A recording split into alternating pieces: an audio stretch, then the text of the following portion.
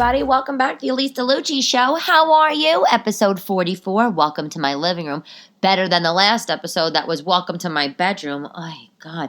The sacrifices you make for kids, you know? And God forbid, we had a podcast studio open anywhere in Manhattan. Anyway, how you doing? How was your week going? Slow, not slow. One of my girlfriends in Manhattan, her daughter's school has been closed. Of course, no surprise there. It's just like musical school closings. I work for a company that's outside of the city. And where this company is based, I work in the city, but they're outside the city. And where they're based, things are open. Things are open. People are in school. You can dine in the restaurant. So, when I talk about the schools being closed, I think that they think I'm lying. Anyway, fact of the day. On the same note, people in Australia, the citizens of Australia, they can't leave the house for more than 1 hour a day right now. Yeah, this is true. So I learned this because someone commented on TikTok. They said, hey, Elyse, Australia is doing great with the virus and everything. I think they're in the lead of not having it or having very little cases, but we can't leave our house for more than an hour a day. And I read that you can't go out and do more than 1 hour exercise or, spend more than an hour going to the grocery store per day. I mean, honestly, I get it. You're trying to contain things, but 1 hour a day? I don't know. I don't even know what I think about that, but that's a fact, and that's the fact I chose for today because I think it's just crazy. And let me just say, no one in the beginning of this whole pandemic, and I don't know where all of you guys are. I know where some of you are, but in the beginning of this pandemic, everybody talked about obviously the lack of resources. Remember the toilet paper and the paper towels, and everybody was stocking up like it was the end of the world, because in some ways it was, right? But a lot of people didn't talk about the mental health issues. I think now that we're coming on a year here in Manhattan, almost March, this has been going on for almost one whole miserable year. And there are there are some really nasty mental side effects of this whole thing. There was a doctor, I think he was on York Avenue in the 60s. He jumped from his apartment. He committed suicide. A lot of people are dealing with agoraphobia. They don't want to leave the house. To be honest, I actually think I have a tinge of that. I'm not self-diagnosing. I don't get so insane like that, only on some days. But seriously, I haven't really gone anywhere and done a lot of stuff that sometimes when I think about leaving my house, I'm like, nah, I'd rather stay home, which is strange because I always like to be out and I perform at night. Well, not anymore, or not right now, I should say. The thought of going out, that's everything to me. I love to go out. I love to walk around. I love to see everything. But lately, I've just, for whatever reason, I'll think, oh, maybe I'll go run to the store. And then I'm like, nah, I'll just order it online. It's almost like I'm scared to go out. Not rationally scared. It's like something in my subconscious, and I can't really describe it, which I think it might be a little touch of agoraphobia. A side effect of this whole thing, and it would be nice if it ended. That's it. One of the nice things that have come out of this, though, is some of the things that are the communities are doing for each other. There's a woman that lives in Brooklyn, in the projects in Brooklyn, and she started this cute little thing. I mean, not even cute. It's not, the cute is the wrong word. I mean, just so philanthropic, so helpful. It's called Gowanus Mutual Aid. They have an Instagram account, Gowanus Mutual Aid. Basically, what she did is she created a storage shed, like literally a wooden shed that is the size of your average backyard shed, a wooden storage shed, painted it pink, and in the front of the shed, it's a periwinkle colored shower curtain drape looking thing covering the contents of the shed, like a tarp, and all it is. It's a donation. It's a give and need little box that's just on the sidewalk in Brooklyn. So basically, anybody could go in to this Gowanus Mutual Aid little box. I think they call it the Sharing Center in Gowanus, Brooklyn, but the Instagram handle is Gowanus Mutual Aid. You can go and you could donate books and baby food and Nikes and old laptop if you want. And people, there's no one in there collecting. You just go put it on the shelves, and it's the honor system, the trust system. And then people go and they take whatever. If they need something, they go in there and they take it. And I think it's just so nice. honestly, I wish somebody did that in my neighborhood. We're having a lot of we have a lot of homeless people right now, and these people obviously can use some stuff. And I know that the people of the Upper East Side can most certainly have things that they could donate. Okay, and I just think kudos to this lady, and I hope good things come to her. And it just also goes to show you that the honor system, it works. She doesn't lock this thing up at night. She doesn't have somebody in there behind a register, cashing in, giving people their tax receipts for the year. No. You don't need it, you put it in the box, and if you do need it, you go and you pick it up. On tax season, happy tax season to everybody, right? I've been working on that, gathering my documents. I read that stimulus checks, by the way, they aren't taxable.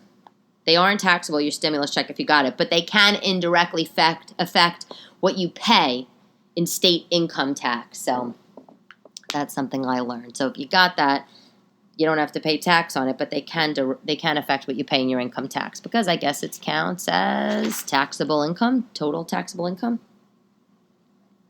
I got the nicest message on TikTok.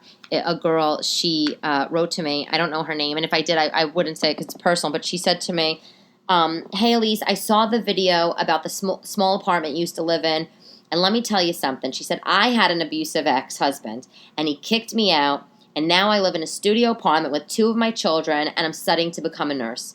It's the best decision it was the best decision he ever made to kick me out. I'm so happy, and so are my children. And you know what? I wrote her back, thank God, and I'm so happy for you, because you want to know what? Who needs his sorry ass? And I'm sure he's watching you from social media or hearing about you from friends and family and thinking, oh, look, she's living in a studio apartment, and she's happier than she was with me living in a big mansion. Oh, and she's, putting herself through nursing school. Good for you. Who needs him? He's probably a bum, an abusive ex-husband. Really, the nerve of these men. Here you are. What? You're married to him. You have his children. You have children together. You give birth to children. Ooh, not that an abusive, it's horrible regardless of the situation, but please, good for you. I just wanted to say that you know what, whatever situation you're in, no matter how bad it is, especially right now, everybody's, feels chained down and in their houses and maybe dealing with unsavory husbands and boyfriends and girlfriends and wives, and you're like thinking, I can't wait to call up 1-800-divorce lawyer. Well, let me tell you something. There's always, you can always start over. People sometimes think, oh, I'm so old, I don't want to start over. Oh, it's exhausting. Yeah, who cares? Who cares? I mean, sure, you don't want to put yourself in a terrible situation starting over if you have nothing, whatever. But at the same time, why stay in something bad and make you so unhappy? Life is short, Speaking of life is short, do you guys have any hobbies that you turned into a money-making thing or a job? I was talking to one of my friends, and she's great. She's a fashion designer by day, and by night she's actually a contortion artist, a contortionist. And she did, honestly, we used to go to yoga class together like 10 years ago, and we would go to yoga, and she was always so great at yoga. She's, tiny little girl, bendy, super flexible, beautiful. And she was really into yoga, really into the stretching, and then somehow she got into contortion and wound up falling in love with it. And it was her hobby. It was just something that she did, get herself into all these funky poses. She actually booked a few ad campaigns. She's really cool. You should check her out. One of my best friends, and she's on Instagram. Her Instagram handle is My Fear Is My Strength. Poetic, very poetic. Her name is Sam, one of my best friends. And anyway, so she started giving lessons. She started giving contortion lessons to girls that want to learn the art of contortion, learn this art of stretching. I guess maybe it's extreme stretching. I don't know. But she basically turned her hobby into her life. She still works as a successful fashion designer, but this is what she does. And I just think it's so great. Like, your dreams were always dreams in some regards, right? Or your hobbies were always your hobbies. But I think now some people are turning them into necessity because maybe they lost their job or they just need to find extra income. And, in Q2 2020, the second quarter of 2020, Etsy saw over 40% spike in new sellers. Over 40%. It was specifically 42% spike in new sellers because everybody is like, you want to know what? I'm sitting home. I'm doing nothing. I like to crochet. This is my hobby. I'm really a CPA by day. So you want to know what? I'm going to go sell some of my knitted things on Etsy. Make a little side hustle business for them. I love that. Someone asked me, they said, how did you get into stand-up? And I don't know if I have ever told you guys, but, I wasn't planning on turning it into a business at all. What happened was, actually, I hosted a television show for a short while, and I loved it. And by the way, I should say, in college, I was a broadcast communication major, and then 9/11 happened, and blah blah blah, and a lot of my plans, sort of had crash and burn. I switched my major to being a journalism major, and that was that. And then I went off to work in digital media and blah blah. But I always had that broadcasting, TV, sort of thing, right? And so anyway, and I had done some stuff here and there. I did something on MTV when I was in 18 and 19, which was really fun.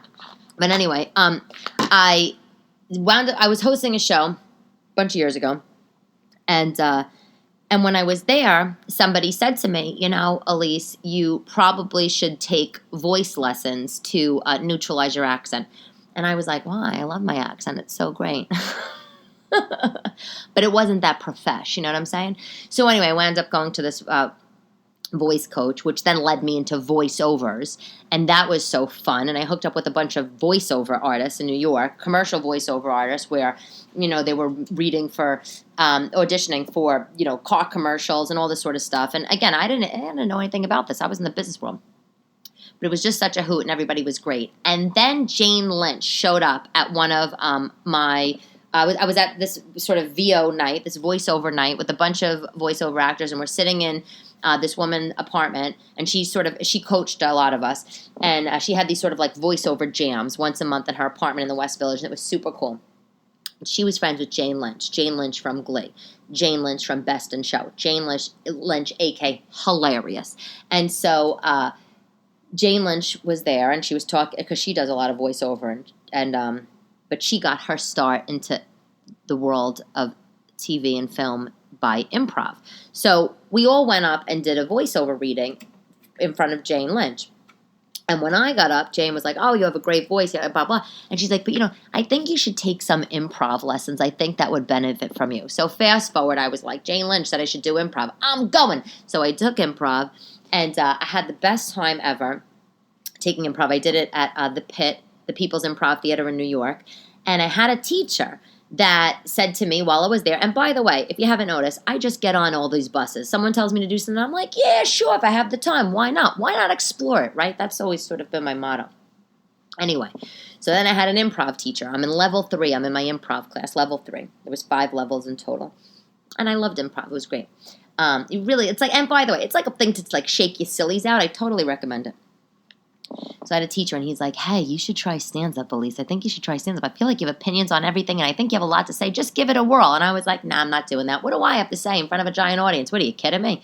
Well, long story short, I was having some issues with my marriage. In my marriage, I should say. And this is a very Miss Maisel-y type of story if you've seen the show, but it is true.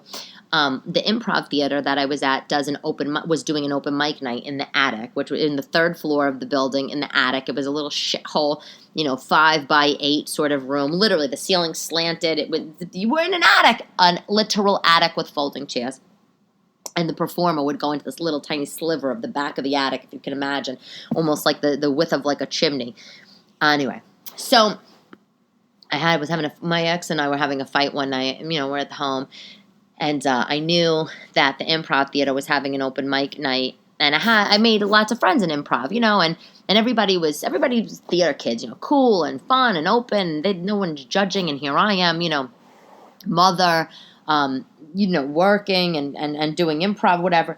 And we had this fight, and I just thought, you want to know what? I said, fuck this, literally fuck it. So I told my ex, I am going to do this open mic, and I am not talking to you. And I left the house like a bat out of hell for this like 11 p.m. open mic or 10 p.m. open mic down at the Pit in Gramercy. And And I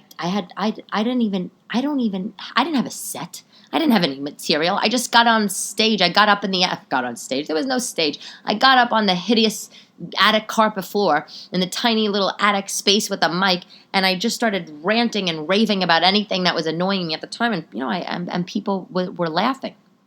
And then I stuck with it, and it was infectious. It was infectious hearing the laughter. It was infectious going up there and talking, and it was a release, and it was just fabulous. And that is how I got into stand-up. And then I started doing stand-up, and then the rest was history. Then I started getting paid for spots, which is so hard. It's so hard in stand-up, and I started getting booked places. And that was that. And so I don't know if I turned stand-up into a hobby. I don't know if I turned my hobby into a job. I turned stand-up into a job. It wasn't intentional. It wasn't that I am doing contortion and I want to offer lessons and charge you. But I just happened to have this thing that I was exploring. Improv, voiceover, stand-up. And then the stand-up just wound up taking off. And it wound up being life-changing, game changer, and I love it. And I don't know, I just, I didn't know what I was doing when I was going through the motions of all that stuff. I thought I was crazy. I really thought I was crazy. I thought I was suffering. To be honest, I'll be honest with you. I thought I was suffering postpartum. Are you a woman? Do you have kids? Did you have postpartum? If you're a guy listening, does your wife or your girlfriend, did she have postpartum? Because I thought I had postpartum depression. I thought, I'm losing my effing mind. I'm working a 9-to-5 job. Everybody's so serious at my 9-to-5 job. And here I am at night. I have my baby. My baby goes to sleep. I go hit the improv theater. And then I'm going to do stand-up, in clubs a couple nights a week. And then it became more and more. And I thought I was having a nervous breakdown. But when I look back on it, especially now during this pandemic, I just think, that was just so fabulous. I literally ran with it. I didn't second guess myself for a minute. And isn't that the best thing? When you just do something and you don't second guess yourself.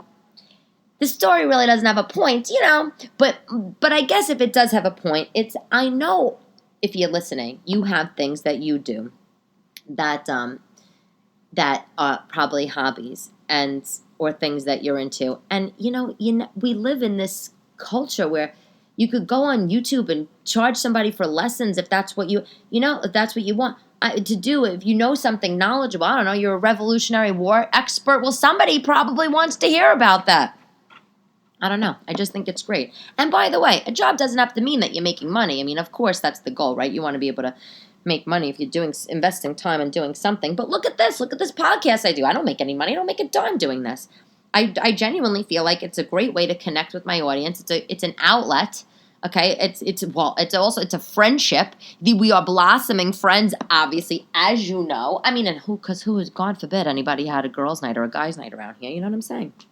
Anyway, so that's that. That's what I wanted to talk about.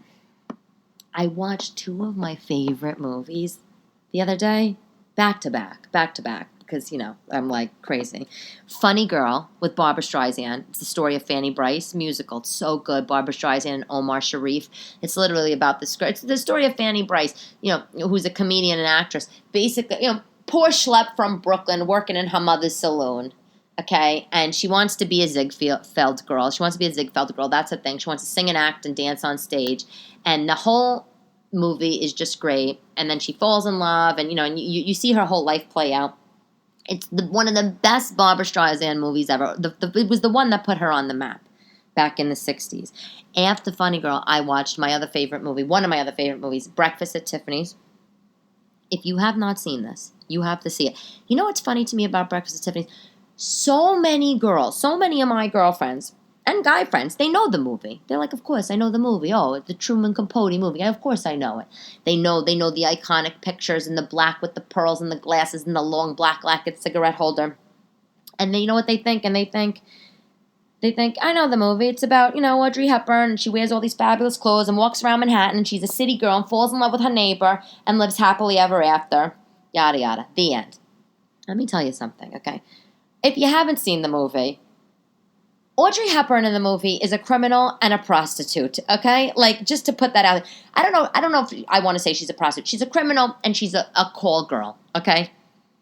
She's a high-class call girl. People don't even talk about that about the movie. You root for her. You want to root for her. But basically, in the movie, and it just, I don't know, it just dawned on me the other day. I'm watching the movie and I'm just like, how does nobody even talk about this? She used to go, this is how she made her money. She made her money by communicating with a mobster in prison. In exchange, she used to go to prison to visit a mobster and give him the weather report, wink, wink, okay, and she'd get paid for that from his lawyer. And then she would also make her money by going out with men, and they would pay her for her company, and they would give her $50 for the powder room. That was a famous thing. They give me $50 for the powder room, which, by the way, is $400 in today's time. Can you imagine going on a date with somebody, and you're like, I got to go to the bathroom, you got $400? I'll take a smooth $400 for the bathroom. Can you imagine if you were a guy? Are you a guy listening? Can you imagine if you're a guy and you're taking a girl out, second, third date, and she's like, I need to excuse myself to go to the ladies' room. You have a smooth $400? Hilarious. But that's what she used to do. But then these men that would take her out, and they'd give her money for the bathroom, and they'd buy her dinner and the whole bit. They would take her home, and they would walk her up to her door, and they'd be banging, and she'd let herself in the door, and then they'd be banging on the door, screaming, yelling, cursing, drunk guys begging her for sex. It's unknown if she actually slept with these men, right? Maybe not. That was never said. But that was basically the gist.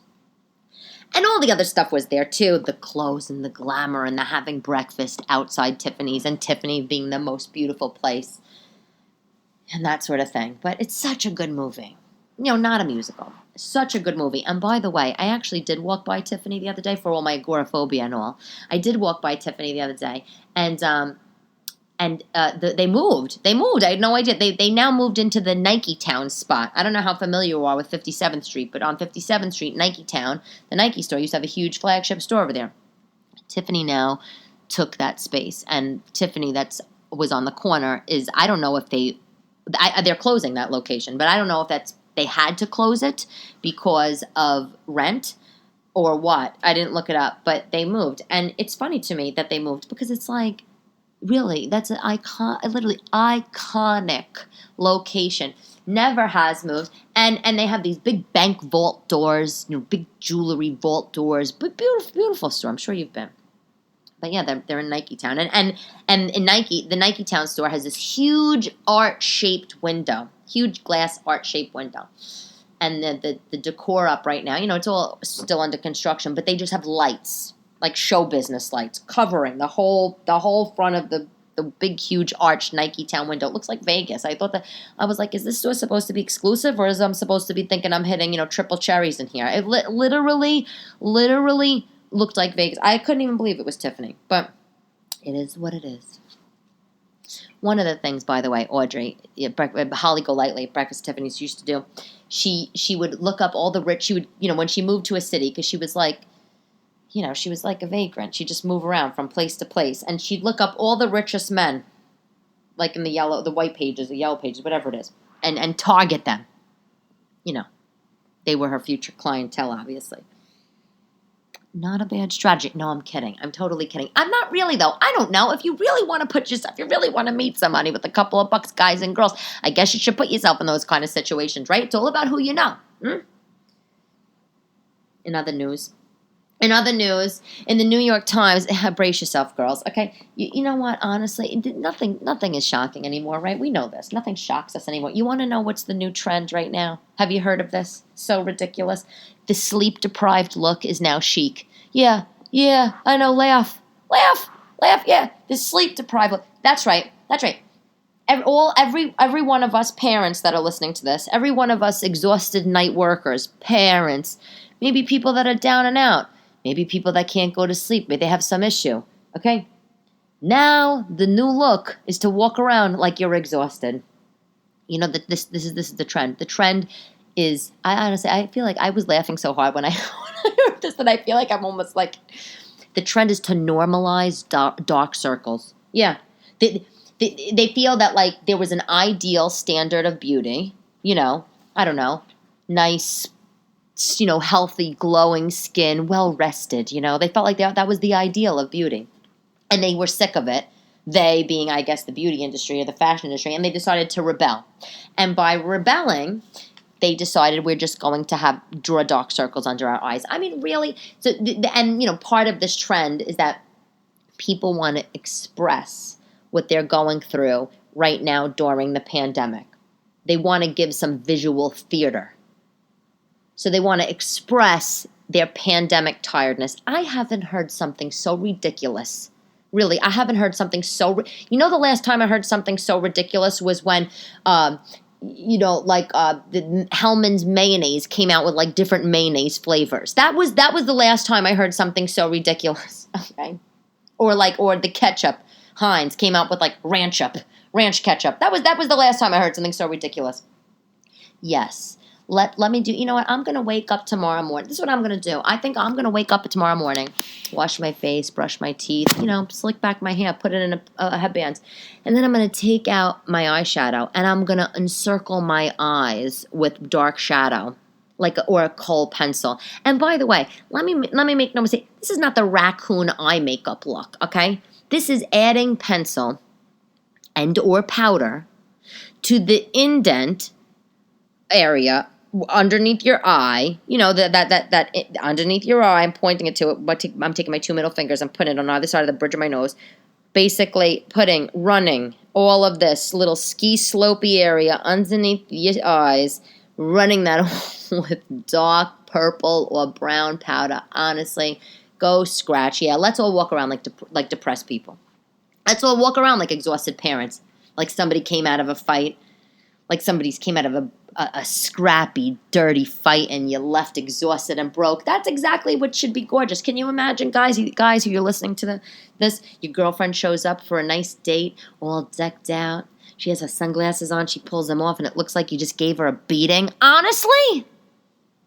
No, it's ridiculous. It's insane. Ugh, please. I just think that everybody's so damn bored that they're just trying to do shock value stuff, and this being one of them. The other day, I posted something about being single in the city and talking to other single New Yorkers, which is so fun, by the way. And someone said, "Are you single? Is there an update?" And I was like, "No, there's no updates. I still have a boyfriend." And then it made me think, if you're not married, are you really like single, or are you in a relationship? You know what? Listen, if I'm not married, I'm single. Let me just say that. Unless BB wants to, unless my little BB likes what he sees, then he could put a ring on it. And I may or may not accept, because that is the world that we live in today, right? I mean, what's the point anyway? I've already been married. What's the point of getting married anyway, right? I've been married. I had the whole wedding, the pomp and circumstance in the big church. I had a big Italian reception. I had garlic hanging from the ceiling of my cocktail hour. They were passing out, like mini cannolis. I had 1,000 British people there, 1,000 Italian people there. We did the tarantella. They did some British stuff. I don't even know what. My in-laws my new in-laws at the time were horrified. They walk into a cocktail hour. First of all, they thought cocktail hour was the meal. No, it's the cocktail hour. It is exactly what it is. It's cocktail hour, and in this country, we do cocktail hour with some nibbles. But, because Italian weddings are so ridiculous, it was like the smorgasbords of stuff. I didn't have a raw bar, though. I don't regret it because it was so much extra, but I wish I did. There's nothing like a good, lobster tail or shrimp cocktail, But anyway, let's not get sidetracked. But you know what? I did all that. The big pomp and circumstance, wedding, the parties, spent all that money. And let me tell you something. When I was getting married, I was a wheeler dealer bride, okay? I got discounts on everything. I bought the veil off a mannequin for 50% off. Yeah, that's right. I went into the bridal store. Okay. I saw this veil. I loved it. It was, big train veil. I don't know. I thought it was Diana or something. And I was like, oh my God, that's gorgeous. And they told me the price and I probably keeled over. I don't remember the details.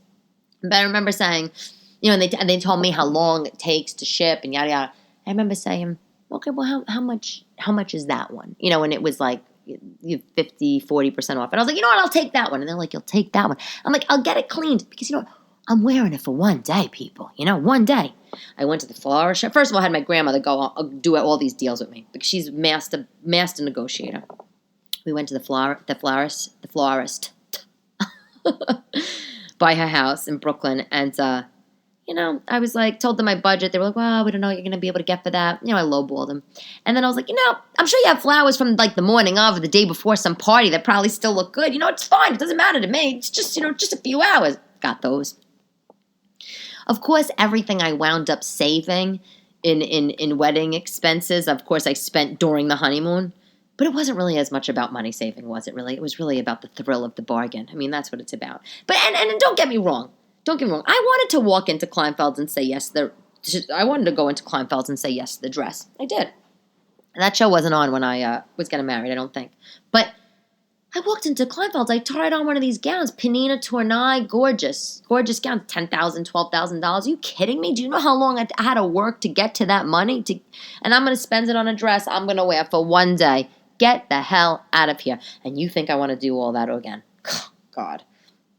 I should say, when I got married. I bought the white satin Louboutins. That was great. I wore them to my baby's christening.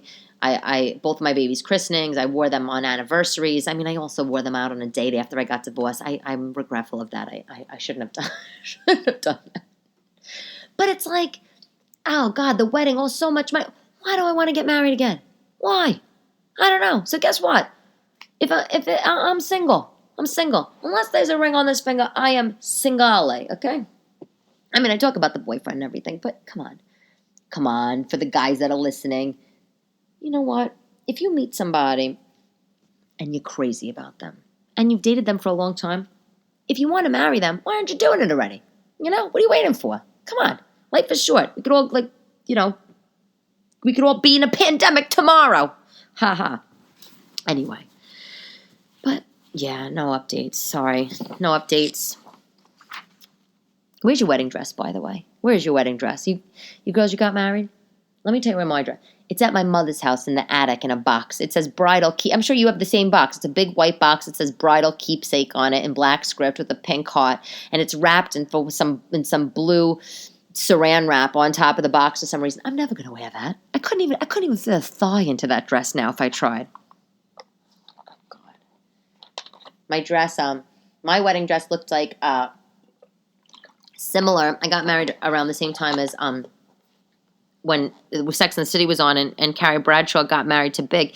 My wedding dress looked similar to that dress. It was plain, no embellishments on it. Huge dress, points at the top of the sweetheart neckline. It was beautiful, but I'm not. Where am I wearing that to? Nowhere. Anywho, product of the day. Okay, product of the day. I haven't been getting a lot of advice questions lately for whatever reason, so that's why I haven't mentioned any. Sorry if you've noticed, but product of the day. Someone did ask me about a hand cream, so I guess this could kind of be a hitting two birds with one stone thing. They asked me, what do I use for on my skin? Because they know I've said before that I'm so sensitive. What do I use for my dry, cracked skin in the winters? What kind of cream? And my skin is so dry. It's so dry, and I put Eucerin on it, Eucerin, the thick Eucerin cream, and it burns. It literally burns my skin because I feel like my skin is just raw. And my boyfriend has really rough hands too. It's like, I don't know, he dries his hands with a sandpaper hand towel or something. They're horrific. But I heard about this product. I didn't try it yet. I think it's like a very guyish product. It's called O'Keefe's Working Hands. It's a green tub, a small little tub that for $7.99 you can buy it on Amazon, and it's literally supposed to be amazing, like some miracle work cream. I just ordered it. It's a concentrated hand cream, and apparently that's exactly what it does. It relieves your extremely cracked, dry hands. I don't know. It says if you use it for a few days, it's supposed to make a difference. I have not used it yet, so that's the disclaimer here. But I can't wait for it to arrive, because this is what I'm going to do. I'm going to put it on my hands, and then I'm going to put a pair of gloves over, and then I'm going to go to sleep, like a paraffin treatment. And I'm hoping that my hands are going to be good. There's nothing worse than dry hands, right? And then around the nails, nothing worse. But that's the product of the day. O'Keefe's Working Hands, Amazon, $7.99. Closing it out with a quote of the day, everybody. I feel like this episode was short, and I think my last one was short too. I don't know, was it? Anyway, so close it out. Close it out. Quote of the day. Quote of the day. Lee Strasberg, actor, famous teacher. If we cannot see the possibility of greatness, how can we dream it? So good. So good. Stay positive, people. Thank you, as always, for listening to the Elyse DeLucci Show. And I always, as usual, welcome you into my living room in Manhattan.